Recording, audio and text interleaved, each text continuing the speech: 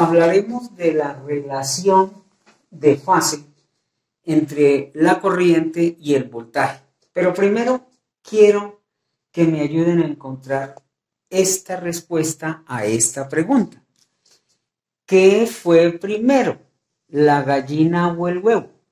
Entonces viene el criterio de pensar, ¿fue primero la gallina o fue primero el huevo? O al revés, ¿fue primero el huevo y después la gallina? Veamos entonces a qué me refiero.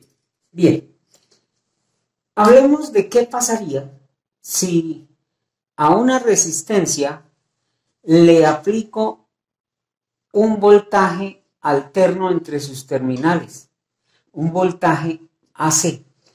¿Qué pasaría si es a un condensador al que le aplico un voltaje AC?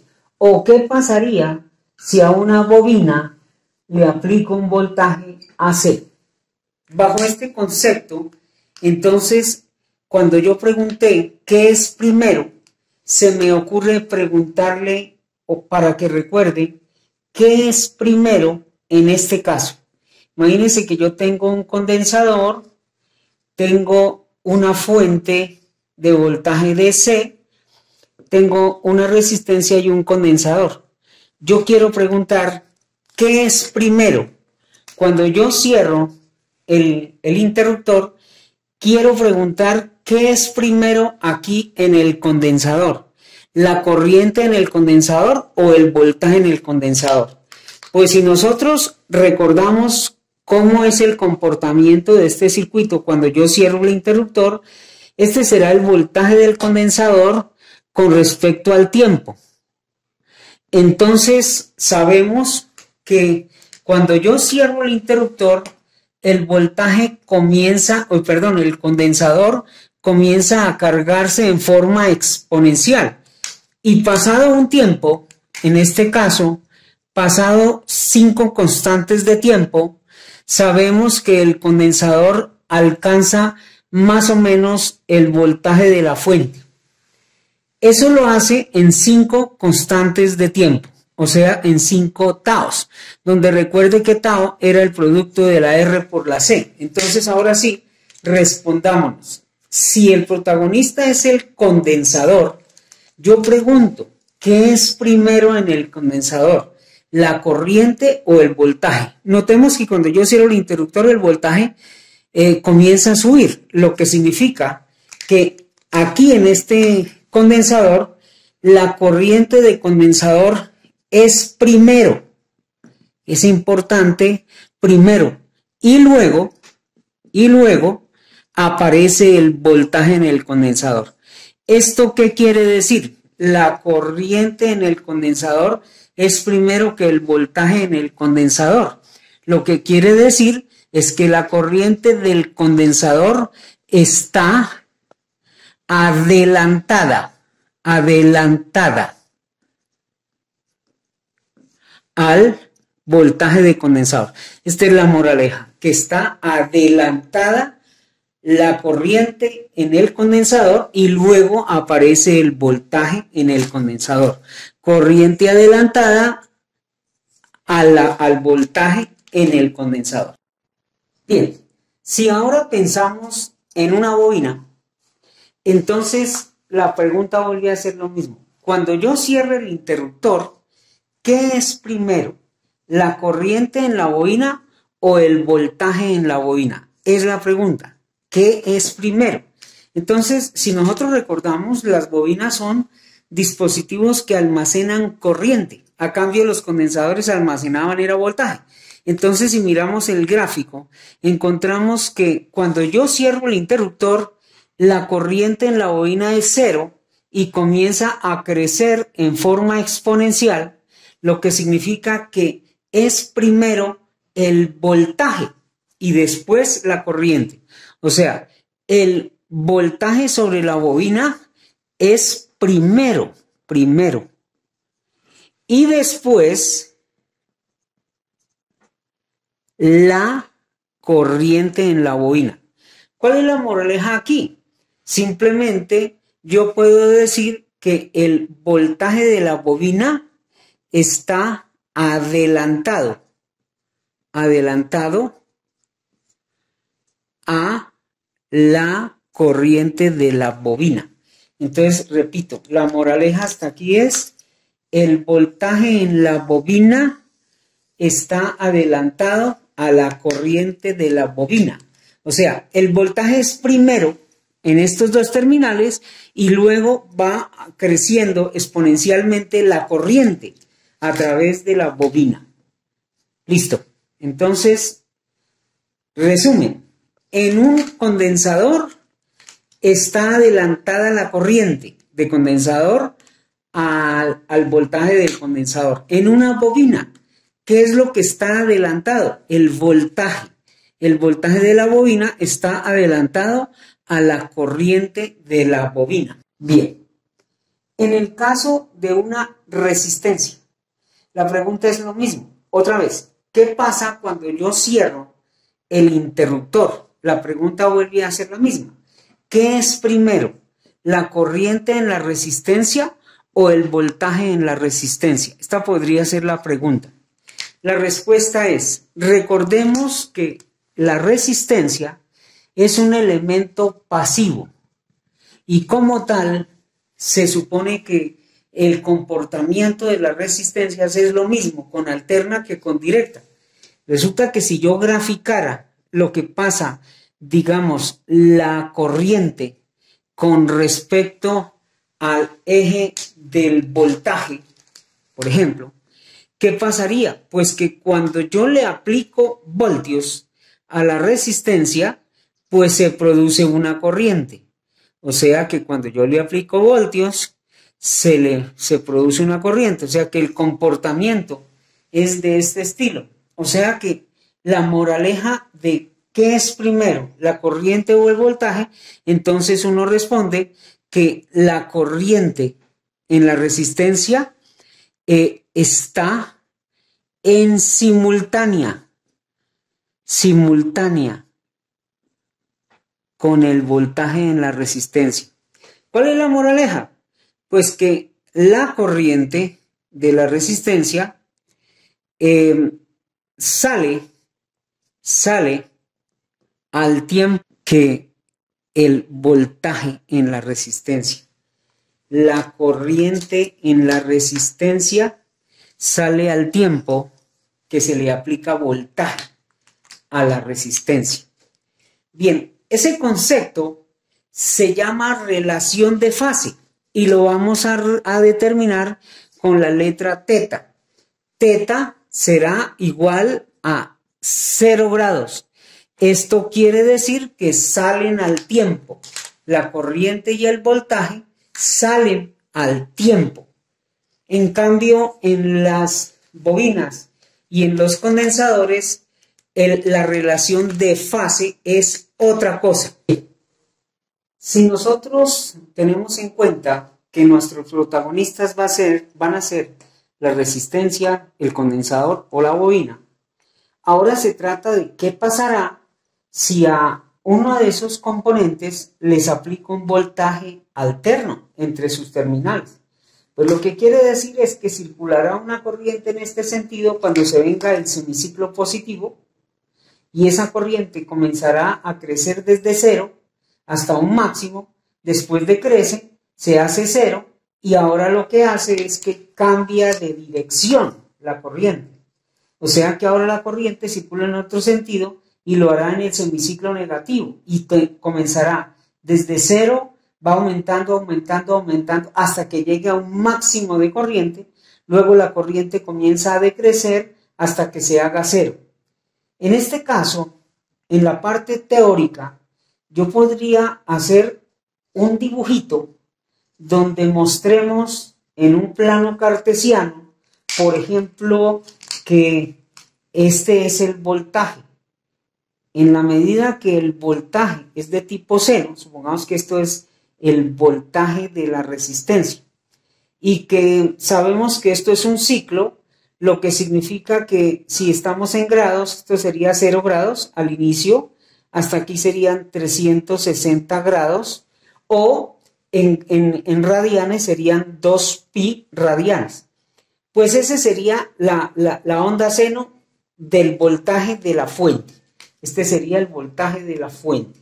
Si ese voltaje es de tipo seno, se supone que la corriente reflejada también es seno, de la misma forma. Pero aquí lo que quiero resaltar es que dependiendo del valor que tenga la resistencia, asimismo tendré el valor de la corriente, aplicando la ley de Ohm. Por ejemplo, si esta resistencia vale 1 kilo y esta fuente vale 10 voltios pico, según la ley de Ohm, entonces yo podría decir que la corriente es igual al voltaje sobre la resistencia. En ese caso serán 10 voltios pico, que es lo que le voy a aplicar, sobre 1 kilo ohmio. Eso significaría que estaría circulando una corriente de 10 miliamperios pico, que es en simultánea con el voltaje. Entonces voy a tratar de dibujar que este es el voltaje, 10 voltios pico. Y voy a dibujar con azul qué sucedería con la corriente. Resulta que la relación de fase en una resistencia es 0 grados. 0 grados, ¿qué significa? Que la corriente y el voltaje se verifican al tiempo. O sea que yo podría dibujar que la corriente, guardando las buenas proporciones, en la resistencia podría mostrarse así, donde θ es el ángulo. Se supone que esa sería la relación de fase que hay entre el voltaje en la resistencia y la corriente en la resistencia. Por lo menos esto en la teoría. Resulta que si hablamos del condensador o de la bobina, habíamos dicho que en los elementos reactivos hay un corrimiento de fase entre la corriente y el voltaje. Veamos cómo es ese corrimiento. Hablemos lo que le pasa a un condensador ideal. Pues si yo le aplico un voltaje a un condensador, entonces se me está ocurriendo que yo voy a pintar que este es el voltaje del condensador. Lo que sea, un voltaje, lo que quiero hacer notar es que es un voltaje alterno.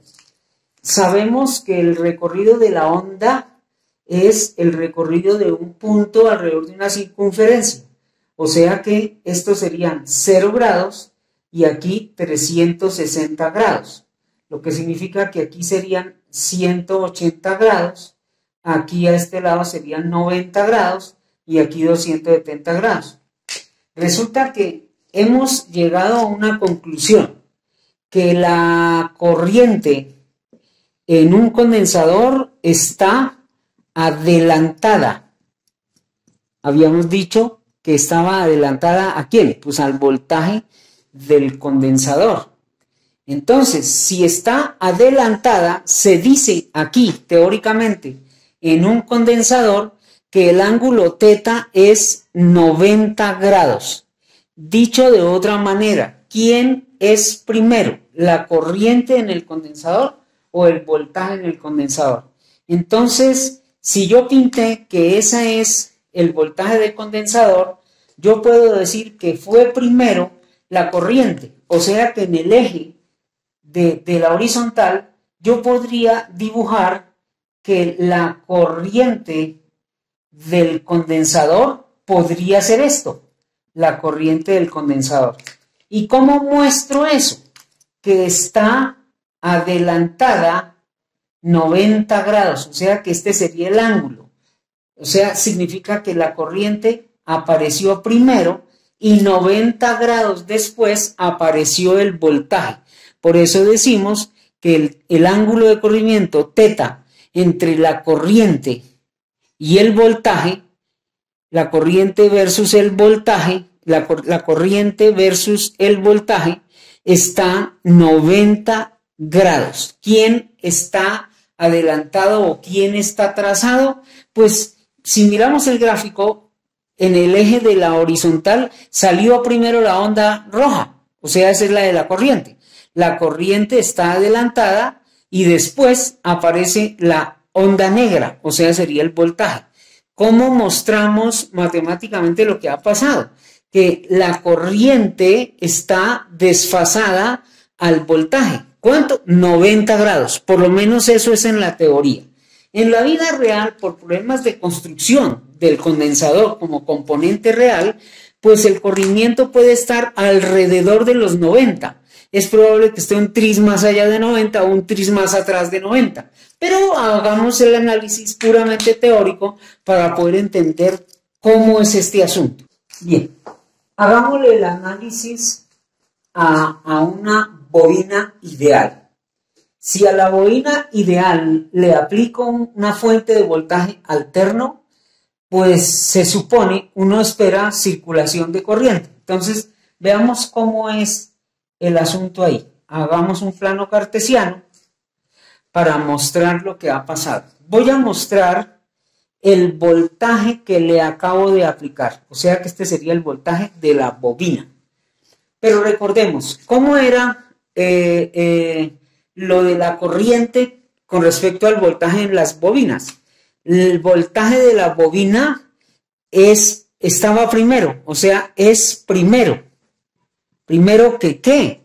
Pues que la corriente de la bobina. Entonces yo puedo decir que apareció primero el voltaje y despuesito la corriente. ¿Cómo muestro eso? Por lo menos se dice que el ángulo de corrimiento es 90 grados. Aquí vuelve uno a decir que es 90 grados. Teoría. ¿Qué significa que es 90 grados y que el voltaje fue primero? Pues que si yo dibujo con azul el voltaje en la bobina, 0 grados, 90, 180, 270 y aquí 360, una vuelta completa. Ahora sí voy a tratar de dibujar con azul qué es lo que sucedió con la corriente en la bobina. Entonces se dice que estaría así. Ahora sí quedó bien. Esta es la corriente en la bobina y debo mostrar que salió primero el voltaje, o sea la curva negra, salió primero esta y 90 grados después salió la corriente de la bobina. ¿Cómo puedo representar la relación de fase entre la corriente y el voltaje de los diferentes componentes? Hay dos formas de hacerlo. Entonces, la primera forma de hacer la relación sería una representación fasorial. Entonces, en la resistencia, en el condensador y en la bobina. Entonces, en la resistencia, en el condensador y en la bobina. Muy bien. En la resistencia sabíamos que la corriente y el voltaje salen al tiempo. ¿Cómo represento fasorialmente eso? Pues si el dibujo negro muestra la onda seno de voltaje de resistencia, la onda azul mostrará la corriente en la resistencia y vemos que la relación de fase es el corrimiento que exista entre la corriente y el voltaje. Significa que θ es 0 grados, significa que la corriente y el voltaje salen al tiempo. En cambio, en el condensador ya podemos dibujarlo fasorialmente así. Simplemente, la curva negra, o sea, la onda seno negra, vendría a representar el voltaje en el condensador. ¿Y qué es primero, el voltaje o la corriente en el condensador? Sabíamos que era primero la corriente. Entonces, la curva azul, la onda seno, sale primero y luego 90 grados, teóricamente, sale el voltaje. En las bobinas el asunto es diferente. Se supone que esta es la onda del voltaje y 90 grados después aparece la corriente. Entonces, quiero que noten un detalle. Si mi parámetro de comparación es la corriente, o sea, la curva azul, para los tres gráficos, la curva azul con respecto a la negra está 0 grados. Aquí, la curva azul con respecto a la negra la voy a tomar menos 90 grados. Quiere decir que está atrás del eje. mientras que en la bobina la voy a tomar como 90 grados positivos, porque la corriente está adelante del voltaje. Entonces, hay otra forma de hacer la representación, solo que esta representación se llamará representación vectorial. Hay otra forma de hacer la relación o la representación de lo que estábamos hablando. Sería una representación de tipo vectorial. Entonces, todo está basado en que utilizamos vectores. Esto deben recordarlo cuando vieron en la física que era un vector. Un vector era una representación donde se podrían aclarar la magnitud de un evento, la dirección y el sentido. Básicamente era una flecha que indicaba, por ejemplo, una fuerza. Ya iba en ese sentido, o así, más cortica, más larguita, poco importa. Es decir, era una flechita. Bien, bajo este concepto y en el orden de ideas que venimos desarrollando, para la resistencia el ángulo θ es 0 grados, para las bobinas es 90 grados y para los condensadores menos 90 grados con respecto a la corriente. Si eso es así, entonces nosotros podemos hacer una representación entre la corriente y el voltaje, pero utilizando vectores. Por ejemplo, en una resistencia, ¿cómo haríamos la representación vectorial? Pues hacemos un plano cartesiano y podemos establecer condiciones. Por ejemplo, si en la referencia es la corriente, entonces yo puedo pintar el vector que me muestra la corriente, digamos con negro.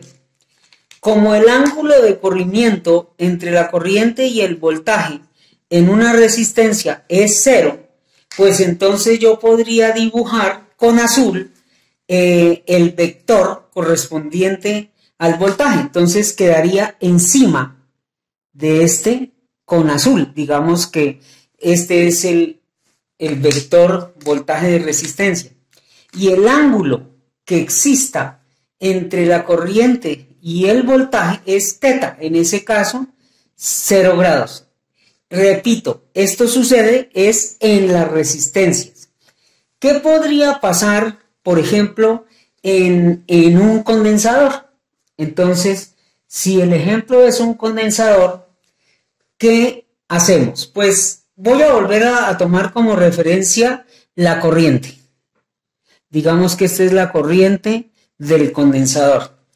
Y voy a relacionar cómo estaría el voltaje. Se supone que está a menos 90 grados. Entonces, ¿cómo grafico eso?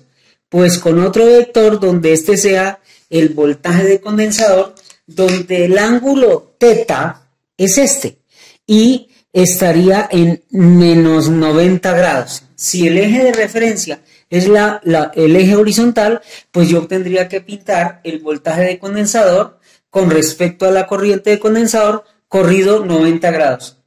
Pero ¿cómo relacionaría eso, pero en las bobinas? Entonces, en una bobina, el asunto sería, voy a colocar la corriente de la bobina en el eje horizontal, como lo hicimos en la resistencia, en el condensador y en la bobina. ¿Y cómo represento el voltaje en una bobina? 90 grados. Entonces, esta sería el voltaje de la bobina y θ sería el ángulo de corrimiento entre uno y otro. Por lo menos esto es teoría. En la resistencia 0 grados, aquí 90 grados y aquí 90 grados. Pero debemos hacer una aclaración. Aquí, como lo dibujamos hacia abajo, el voltaje de condensador, pues coloquémoslo con signo negativo. Y aquí, pues como colocamos de este punto hacia arriba, pues tomémoslo positivo. Bien, ese sería el aspecto teórico. Esto nos va a permitir ahora ocuparnos del tema del inicio de esta información, que era la impedancia. Ahora sí tenemos todos los elementos de juicio para hablar del concepto impedancia. Entonces, impedancia. Recordemos qué era impedancia. Era la oposición que presentaba un circuito al paso de la corriente. O sea, impedancia se denotaba con la letra Z. Pero la pregunta es, ¿quién hacía la oposición a ese paso de corriente? Cualquier circuito, donde probablemente el circuito al interior tuviese bobinas, resistencias, condensadores u otras cosas. Recordemos, impedancia es la oposición al paso de la corriente y se llama resistencia. Hay materiales que oponen resistencia y es la misma en alterna que en directa. Los condensadores y las bobinas presentan oposición al paso de la corriente, pero allá se llama reactancia. Capacitiva si el culpable es el condensador e inductiva si el culpable es la bobina. Cuando no sabemos quién es el que hace esta oposición, decimos impedancia. Bien, bajo este concepto y en este orden de ideas, como nuestros protagonistas son la resistencia, la bobina y el condensador, entonces bajo este criterio tendremos 8 posibles combinaciones en cuanto a series o paralelos. Por ejemplo, podremos tener una resistencia en serie con un condensador. Segundo, es probable tener una resistencia en serie con una bobina. Tercero, es probable tener una bobina en serie con un condensador. Cuarto, podemos tener una resistencia, bobina y condensador en simultáneo. Esta combinación es probable que la esté considerando en serie. Pero igual puedo considerar las mismas combinaciones, pero en paralelo. Es probable que esté hablando de esas combinaciones en paralelo. Bien, si esta es en paralelo, pues tendremos las combinaciones, por ejemplo, quinto, sería tener una resistencia y un condensador en paralelo. Sexto, una resistencia y una bobina en paralelo. Séptimo, una bobina contra un condensador en paralelo. Y octavo, probablemente es una resistencia, una bobina y un condensador en paralelo. Analicemos en un principio, por lo menos en la teoría, qué pasaría si tengo esta combinación o esta, donde lo que yo quiero saber es cuál es la impedancia. Eso es lo que yo quiero saber. ¿Cómo se haría para encontrar la impedancia? Pues resulta que la impedancia entre terminales A y B la puedo solucionar desde dos puntos de vista. Por ejemplo, lo puedo resolver gráficamente, utilizando vectores. O lo puedo utilizar matemáticamente, utilizando ecuaciones. Veamos cuáles serían las 4 primeras condiciones. Bien, veamos por ejemplo este caso. Imagínese usted que tengo una resistencia y un condensador en serie. Yo quiero saber cuál es la impedancia de esta combinación entre resistencia y condensador. ¿Cuál es la impedancia entre la oreja A y la oreja B? Eso significaría que yo lo estoy mirando como quien estoy pensando en que es una caja que tiene 2 patas, la oreja A y la oreja B. Sería A, B. Y por dentro yo lo considero como un cajón donde quiero saber cuánto es la impedancia entre A y B. Es decir, esto es como si yo imaginara que esto está encerrado en el cajoncito negro, Entonces, hay 2 formas para resolver esto. Vamos a poner un ejemplo. Vamos a suponer que la resistencia vale 8. ¿8 qué? Pues ohmios. Esto es un ejercicio puramente académico. Y supongamos que la reactancia capacitiva de esto es 3 ohmios. Esta es la resistencia y aquello es la reactancia capacitiva. Si eso es así, de estos valores caprichosos, yo puedo resolver esto utilizando vectores. Entonces, si hacemos una convención para hacerlo en la forma vectorial, yo voy a dibujar un punto. A partir de ese punto, por el eje de la horizontal, voy a dibujar en forma proporcional la resistencia con el valor que tenga. En ese caso, si la resistencia es 8 ohmios, voy a dibujarla así. 1, 2, 3, 4, 5, 6, 7 y 8 unidades de ohmios. Si voy a dibujar la reactancia capacitiva, pues por convención voy a dibujar la reactancia capacitiva con un vector proporcional, pero a partir del punto con la magnitud 3, o sea, X sub C, 3 ohmios. ¿Y todo por qué? Porque hemos dicho teóricamente que el ángulo de corrimiento en un condensador es 90 grados. Si eso es así, entonces vectorialmente puedo encontrar cuál es la resultante entre una resistencia de 8 ohmios y una reactancia capacitiva de 3 ohmios. Entonces se hace una construcción geométrica. Trazo una paralela al eje de la R pasando por el piquito de X sub C, o sea, esto. Trazo una paralela al vector resistencia, pero pasando por el piquito de X sub C. Y hago lo mismo con la resistencia. Trazo una paralela a X sub C pasando por la puntita del vector resistencia. Esta construcción geométrica me produce un punto de cruce. Y ese punto de cruce, desde el origen hasta allá, hasta donde se produjo el punto de cruce, pues será un nuevo vector. Y ese es el que estoy buscando, Z entre A y B. Como pueden ustedes recordar, si yo hiciera esto con una regla, pues simplemente sería pintar un vector de 8 centímetros por la horizontal. Pintar un vector de 3 centímetros por la vertical bajando. Y luego hago la producción de estos puntos y la intersección, y ahora con una regla, uno del punto de origen de los dos vectores contra el punto que se generó, y lo que mida el vector azul, eso será Z.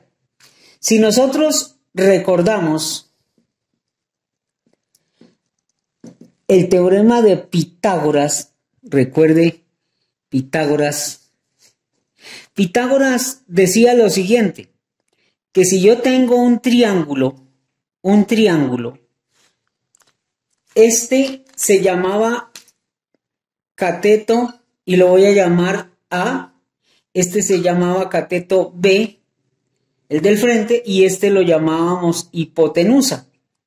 Entonces Pitágoras llegó a demostrar que la magnitud de esta que se llama H era igual al cuadrado sumado de los adyacentes. En ese caso sería el vector A al cuadrado más el vector B al cuadrado raíz cuadrada. Matemáticamente, Pitágoras establece que el lado más grande del triángulo es igual a este lado al cuadrado más este lado al cuadrado raíz cuadrada.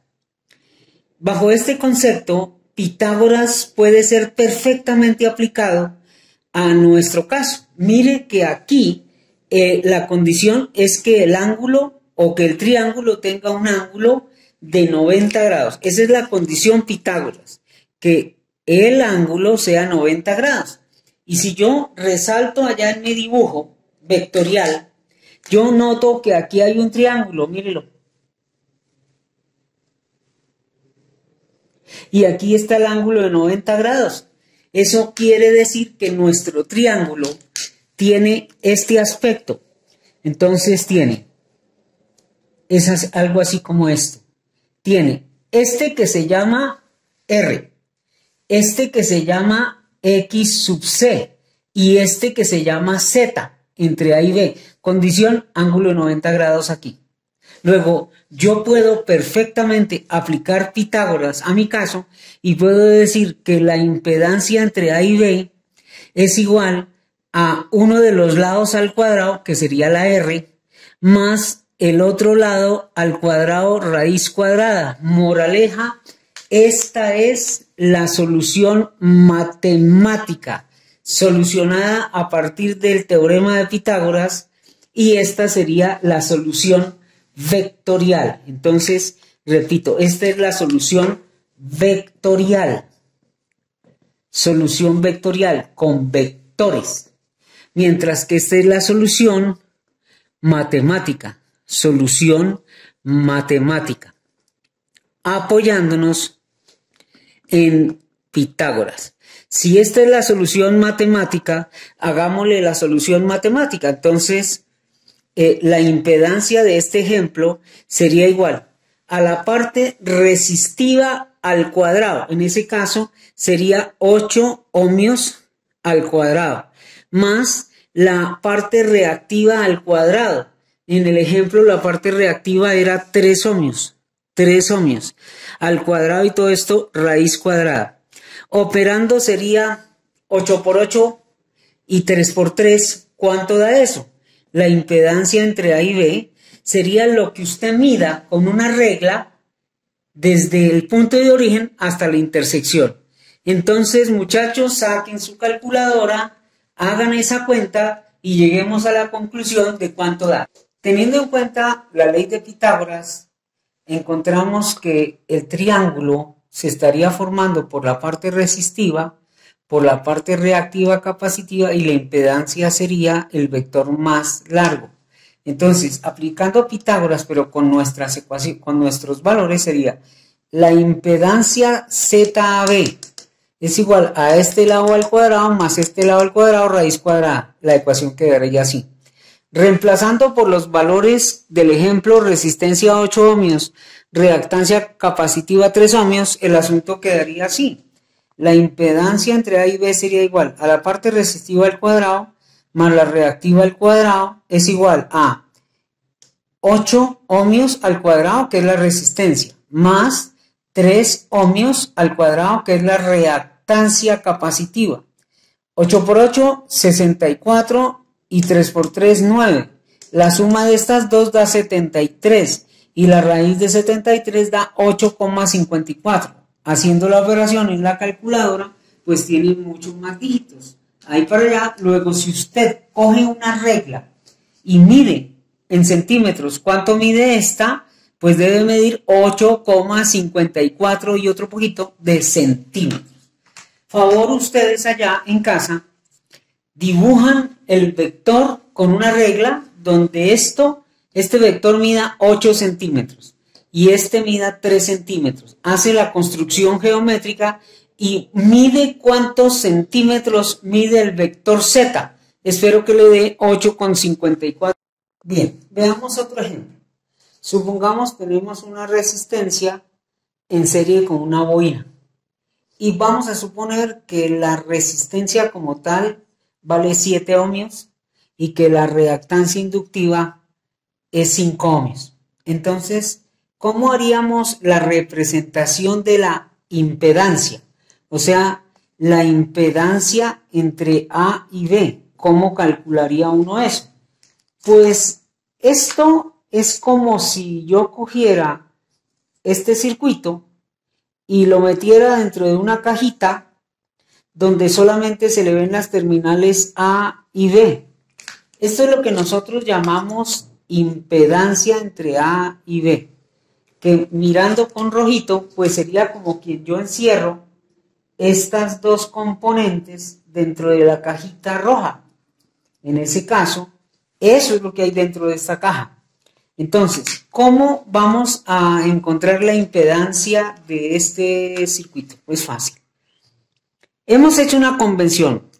Coloque un punto. Vamos a hacerlo vectores, con vectores. Entonces, si lo hacemos con vectores, dijimos, usted va a coger un punto, y a partir de ese punto, por el eje de la horizontal, dibuja con un vector de magnitud 7 el valor de la resistencia, 7. ¿7 qué? Lo que sea, 7 unidades. En ese caso, por el ejemplo, eran 7 ohmios. Entonces, 1, 2, 3, 4, 5, 6 y 7 unidades que representaría la resistencia. Ahora, ¿cómo dibujamos la reactancia inductiva? Pues por convención vamos a hacerlo a partir del punto, pero subiendo.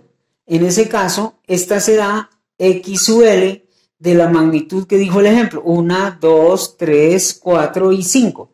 Entonces supongamos que el vector azul XL vale 5 unidades, 5 ohmios. Entonces ahora encontremos la solución vectorial.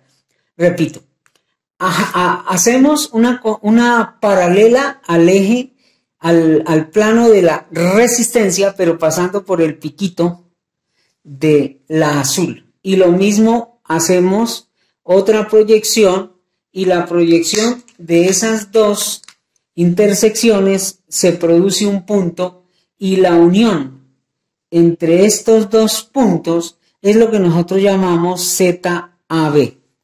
Aplicando Pitágoras, pues la impedancia, o sea, la hipotenusa entre A y B será igual a un lado al cuadrado, este lado al cuadrado, resistencia al cuadrado, más el otro lado al cuadrado, sería XL al cuadrado. Aplicando Pitágoras, raíz cuadrada, esta sería la ecuación que me permite calcular la impedancia de este circuito. Pues bien, reemplazando sería ZAB sería igual a la resistencia, pues lo que le haya colocado como ejemplo, 7 ohmios al cuadrado, más la reactancia inductiva, lo que le coloqué en el ejemplo, 5 ohmios. Entonces sería 5 ohmios. Recuerde que esto es un ejemplo puramente académico. Al hacer las cuentas, entonces la impedancia entre A y B sería la raíz de 7 por 7 al cuadrado, 7 por 7 más 5 por 5. ¿Cuánto es 7 por 7? Pues simplemente hagamos la cuentita. 7 por 7 da 49, más 5 por 5, 25. Entonces sumo el 25 y da que es raíz de 74. Y al sacar la raíz de 74, entonces da la impedancia, da 8,6 ohmios. Entonces, si ustedes miran la calculadora, pues raíz de eso da 8,60 y algo. ¿Qué quiere decir? Muchachos, quiero que en casa hagan esto con una regla. Entonces, dibujan un vector de 7 centímetros para representar la resistencia. Dibujan un vector por la vertical a partir del punto de 5 centímetros. Hacen la proyección de estas lineecitas, produce una intersección, un punto, y unen con la regla desde el origen hasta el punto que se generó. Y ahora con la regla miden, y entonces deben medirle 1, 2, 3, 4, 5, 6, 7, 8 y 6, algo así. Entonces, por favor, asegúrense de hacerlo allá en su cuaderno por lo menos una sola vez en la vida para poder entender cómo es este asunto. El tercer ejemplo podría ser un circuito LC en serie, o sea, una bobina en serie con un condensador. Se me ocurre el ejemplo. Imagínese usted que la reactancia inductiva de esa bobina es 3 ohmios y que la reactancia capacitiva de este condensador es 4 ohmios. ¿Cómo encuentro la impedancia entre este punto y este punto? Pues fácil. Asumo que esto es un cajón que tiene impedancia entre A y B. ¿Cómo hago la solución? Pues tengamos en cuenta algo. La corriente y el voltaje en una resistencia estaban en fase, 0 grados. La corriente y el voltaje en un condensador estaban 90 grados de desfasamiento. La corriente y el voltaje en una bobina estaban 90 grados de corrimiento. Pregunto entonces ahora, ¿cómo estará la corriente en una bobina con respecto a la corriente en un condensador. Sabemos que están 180 grados uno con respecto al otro. Entonces, vectorialmente sería, coloco un punto.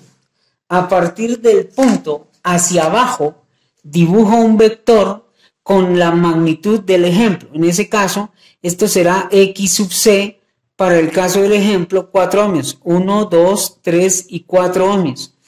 Para la reactancia inductiva, dibujo un vector a partir del punto, pero por la vertical. En ese caso, 1, 2, 3, y este sería X sub L, 3 ohmios.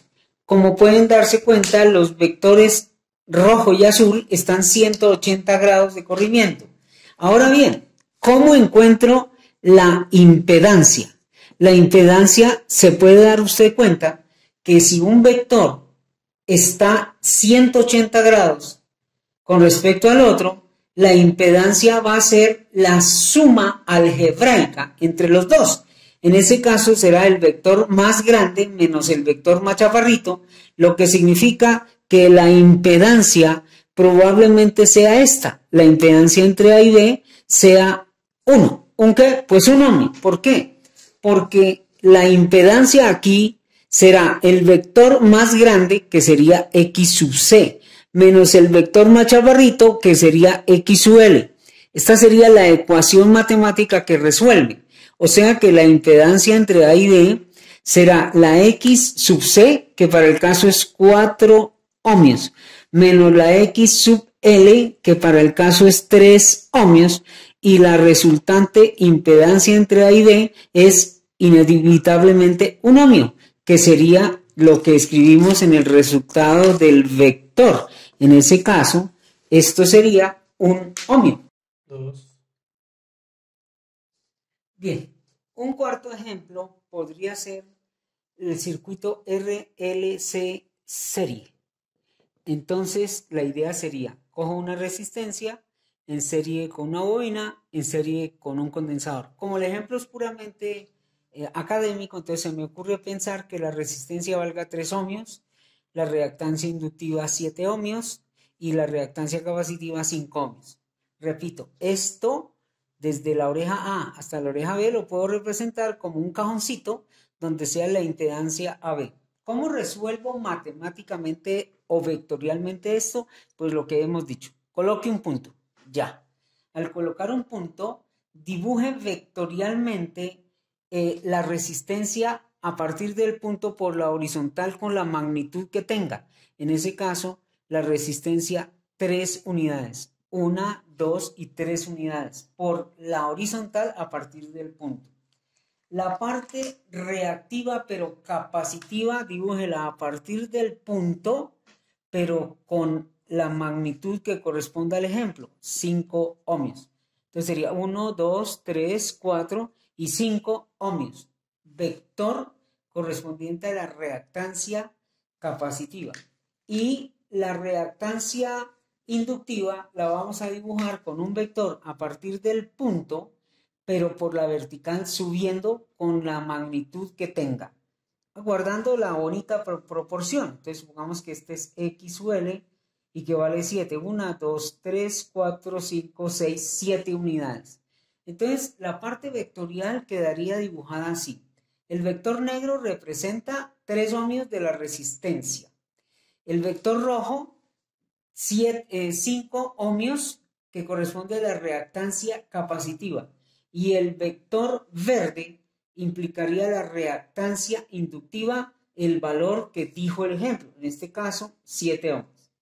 Si nosotros tenemos 3 vectores en estas posiciones, pues la primera parte de la solución será resolver la parte reactiva. Entonces, a partir del punto, la resistencia, dejémosla como estaba, 1, 2 y 3. La resistencia sigue llamándose 3. Pero ahora resolvamos la parte reactiva, o sea, la parte verde contra la parte roja. Entonces, literalmente, como está el vector verde con respecto al vector rojo, desfasado 180 grados, sabemos que la resultante es una suma aritmética. En ese caso, sería el vector más grande menos el vector más pequeñito. Entonces saldría un nuevo vector aquí de 2 unidades. Este vector le vamos a llamar XL menos X sub C, porque eso fue lo que hicimos. Cogimos y calculamos la XL, que serían 7 ohmios, menos la XC, que serían 5 ohmios. Resultado serían 2 ohmios, que sería el vector, para este momento, el vector azul. Ahora, ¿qué sigue? Pues simplemente construimos el triángulo geométricamente con los vectores y encontraremos que este, llamémoslo, voy a pintar con rojo, ese será la impedancia entre A y B. Aplicando Pitágoras, la impedancia entre A y B vendría a ser uno de los lados del triángulo al cuadrado, en ese caso resistencia al cuadrado, más el otro lado al cuadrado, y el otro lado al cuadrado vendría a ser este, y ese es este, o sea, sería AXL menos XC al cuadrado raíz cuadrada, o sea que quiere decir que esta es la formulación matemática cuando tenga este caso. Lo que sigue ahora es reemplazarle los números. Entonces, la impedancia entre A y B sería igual a un vector al cuadrado, el vector 3 ohmios al cuadrado, más el otro vector que se llamaba XL menos XC, o sea, 2 al cuadrado. Entonces, 2 ohmios al cuadrado, raíz cuadrada. Siguiendo con la operación, entonces, la impedancia entre A y B sería igual a raíz de 3 por 3, 9 ohmios al cuadrado, más 2 por 2, 4 ohmios al cuadrado. Al hacer la cuenta será 9, sería 13. Raíz de 13 ohmios al cuadrado. 13 ohmios al cuadrado, pues entonces será 3,60 ohmios. ¿Qué significa eso? Significa que si usted hiciera esta construcción geométrica con una regla midiendo, le pido encarecidamente que hagan este ejercicio aunque sea una sola vez en su vida. Coja y pinte un vector como el vector negro de 3 centímetros. Coja y dibuje un vector hacia abajo de 5 centímetros, que representará la reactancia capacitiva. Y coja un vector de 7 centímetros que implicará la reactancia inductiva. Eso le da como resultado un vector azul de 2 centímetros contra un vector negro que ya estaba ahí de 3 centímetros. Construya el paralelogramo, trace una línea roja de aquí para allá y más le vale que al medir la línea roja, que es la impedancia, le dé 3,6. 1, 2, 3,6. Eso es lo que la calculadora, de acuerdo a la ley de Pitágoras, dijo que debería dar. Recomendación importante es esto. Necesitamos estudiar el manejo de los números complejos. Recuerden que los números complejos tienen parte real y parte imaginaria. Entonces, ¿qué necesito, muchachos, que recuerden? Necesito que recuerden cómo se hace la suma entre dos números complejos. Cómo se hace la resta entre dos números complejos. Cómo se hace la multiplicación y cómo se hace la división. Bien, en cuanto a los números complejos, los podemos expresar en coordenadas. Hay unas coordenadas que se llaman rectangulares y otras que se llaman polares. Recuerden que la ubicación de un punto en una trayectoria circular se puede expresar en grados o se puede expresar en radianes. Por eso las coordenadas pueden ser rectangulares o polares. Entonces, ¿cómo se expresaría un número en coordenadas rectangulares? Sería A más o menos JB. En ese caso, A sería la parte real y de la parte imaginaria. Esta sería la forma como se expresa en coordenadas rectangulares. En coordenadas polares simplemente sería al vector A en función de un ángulo expresado en radianes.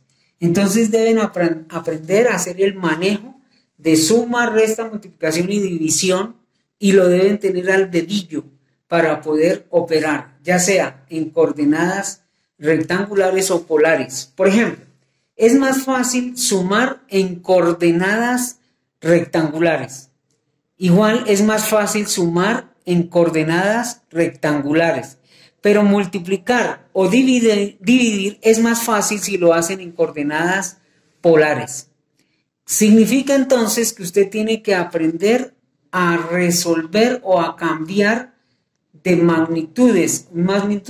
de coordenada, de rectangular a polar y de polar a rectangular dependiendo la necesidad. Entonces, muchachos, esa es una de las tareas que queda asignada para que el siguiente tema sea fácil de comprender. Yo asumo que en su matemática ya sabe hacer esto, pero necesito que lo recuerden. Debe saber también que las calculadoras, hay algunas que tienen la función para hacer transformaciones entre coordenadas de rectangulares a polares o de polares a rectangulares. A mí no me importa cómo lo haga, sino que lo sepa hacer para poder continuar. Damos por terminado el tema hasta aquí de impedancias.